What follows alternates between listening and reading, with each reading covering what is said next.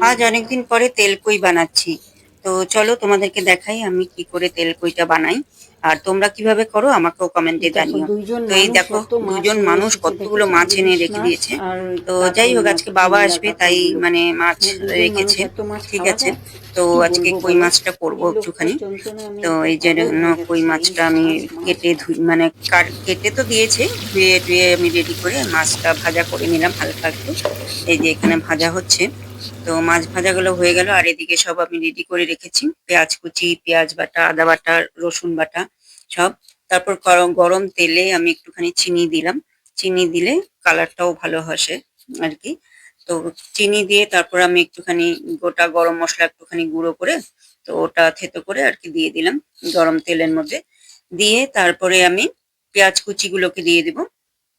এই যে পেঁয়াজ কুচিগুলো দেওয়ার পরে তারপরে আমি টমেটো কুচিটাও দিয়ে দিব, দিয়ে একটুখানি পেঁয়াজগুলোকে একটুখানি কষিয়ে নিয়ে মানে ভাজা ভাজা করে নিয়ে আর কি। তারপরে আমি পেঁয়াজ বাটা, আদা বাটা, রসুন বাটাটাও দিয়ে দিব আস্তে আস্তে। ওগুলো দিয়ে একটুখানি কষিয়ে নিয়ে তারপরে আমি এদিকে আমি মানে একটু টক দইয়ের মধ্যে আমি লঙ্কার গুঁড়ো, জিরে গুঁড়ো, ধনে গুঁড়ো সব মিশিয়ে রেখেছিলাম। সব মিশিয়ে তো ওগুলো ওই মানে ইয়েটা দিয়ে দিব, মিশ্রণটা দিয়ে দিব আমি। দিয়ে ভালো করে কষাতে হবে একটুখানি।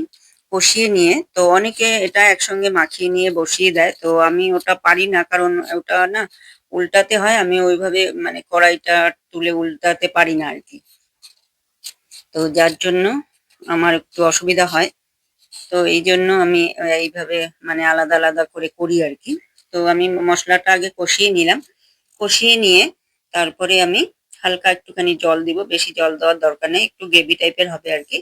একটু জলটা ফুটে আসলে আমি মাছগুলো ছেড়ে দিব। একে একে মাছগুলো সব ছেড়ে দিলাম। তারপরে একটুখানি মাছগুলো ছেড়ে একটুখানি সময় ঢাকা দিয়ে রাখবো। ঢাকা দেওয়া হয়ে গেলে তারপরে একটুখানি গুঁড়ো গরম মশলাও দিয়ে দিব শেষে। গুঁড়ো গরম মশলা দিয়ে একটুখানি ঘি দিলে দিতে পারো, না দিলেও কোনো ব্যাপার না। তো এই যে একটু কাঁচা লঙ্কা চিড়ে দিয়ে দিলাম আমি। তারপরে ব্যাস হয়ে যাবে, একটু সময় ঢাকা দিয়ে দিব, তারপরে আমার রেডি হয়ে যাবে। আমি না ওই যে কড়াই ধরে এরকম করে উল্টায় না, ওটা না উল্টাতে পারি না, তাই মানে এই যে এরকম একটা একটা করে আমি তুলে দিচ্ছি, উঠিয়ে দিচ্ছি একটা একটা করে। আমার ভীষণ ভয় লাগে ওভাবে তুলতে, যদি গায়ের মধ্যে চিপকে আসে পড়ে। তো আমার রেডি হয়ে গেছে তেলকই।